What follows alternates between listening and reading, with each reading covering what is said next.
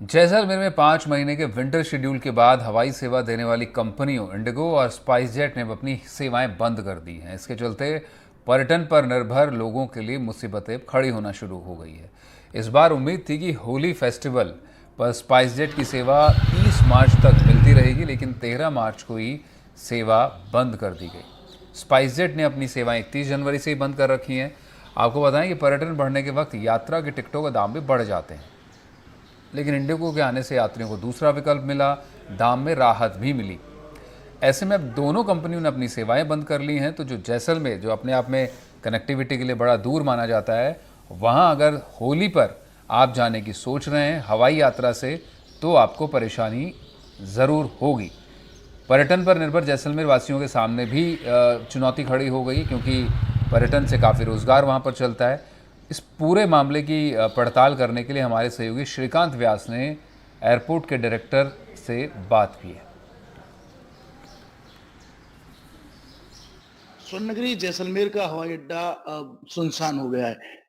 13 मार्च को जो दिल्ली, बॉम्बे, जयपुर और अहमदाबाद की फ्लाइट्स थी, उनका अंतिम दिन था और आज से अब आने वाले समर शेड्यूल तक भी कोई फ्लाइट नहीं है। हालांकि भरोसा है, बार-बार दावा भी किया जा रहा है कि अक्टूबर में फ्लाइट शुरू होगी, लेकिन लंबा वक्त है। मेरे साथ यहाँ के जो डायरेक्टर है प्रमोद जी, वो है। प्रमोद जी, क्या कुछ रहा फ्लाइट्स का और क्यों बंद है? आगे क्या तैयारियां हैं? जो विंटर शेड्यूल था फ्लाइट का, उसमें इंडिगो का 13 मार्च तक का ही प्रपोज था शेड्यूल फ्लाइट ऑपरेट करने का जैसलमेर एयरपोर्ट से।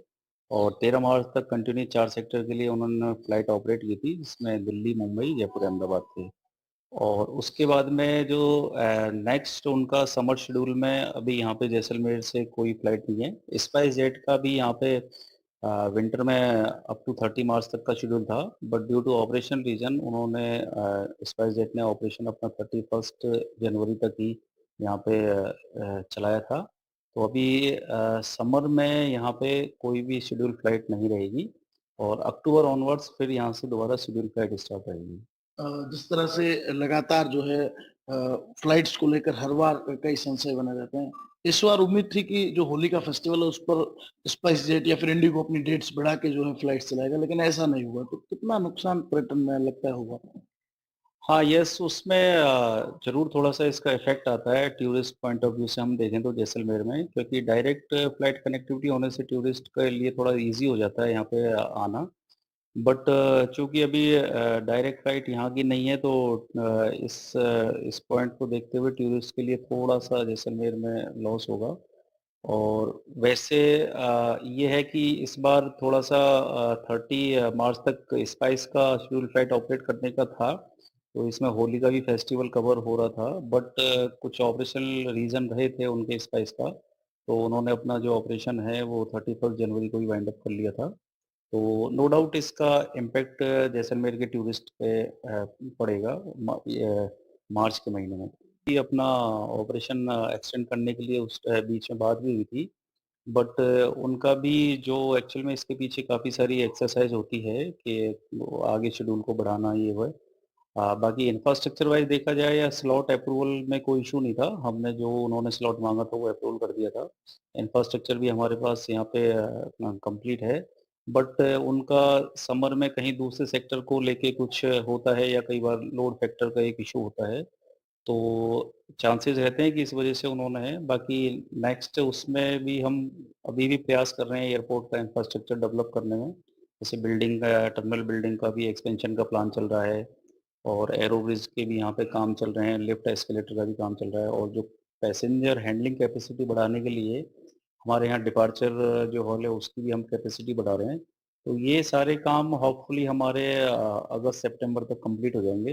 अभी जिस तरह से फ्लाइट्स बंद हो चुकी है, कहीं न कहीं यहाँ के जो लोग हैं वो काफ़ी चिंतित और परेशान रहते हैं, क्योंकि जब सीज़न में फ्लाइट चलती है तो काफ़ी ज़्यादा दाम होते हैं। जयपुर के लिए जैसे इस तरह हमने देखा 20,000 रुपए तक और 22,000 रुपए तक किराए चले गए। मुंबई, दिल्ली की भी फ्लाइट्स का यही हाल था।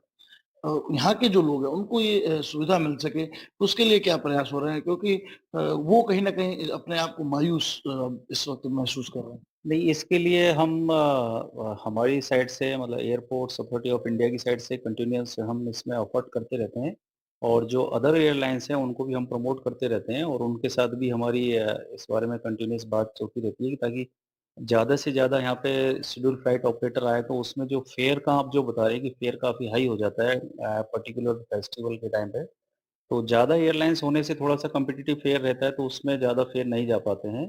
तो इस बार जैसे आकाशा एयरलाइंस है, उसकी भी टीम यहाँ पे जैसलमेर एयरपोर्ट पे भी हमने बुलाया था उनको, उनकी टीम यहाँ विज़िट करके गई है और उनको पूरा इंफ्रास्ट्रक्चर यहाँ का या जो भी उनको नेसेसरी रिक्वायरमेंट थी उनकी, तो वो हमने सारी फुलफ़िल कर दी हैं और वो दे आर सैटिस्फाई कि यहाँ पे उनको जो भी चाहिए था, सब कुछ इंफ्रास्ट्रक्चर अवेलेबल है। तो होपफुली नेक्स्ट विंटर में यहाँ पे आकाशा एयरलाइंस भी शेड्यूल फ्लाइट ऑपरेट कर सकती है। इस वक्त जो है वो तमाम तरीके की जो फ्लाइट्स है वो बंद हो गई है। अब कोई फ्लाइट आगे नहीं आने की संभावना है।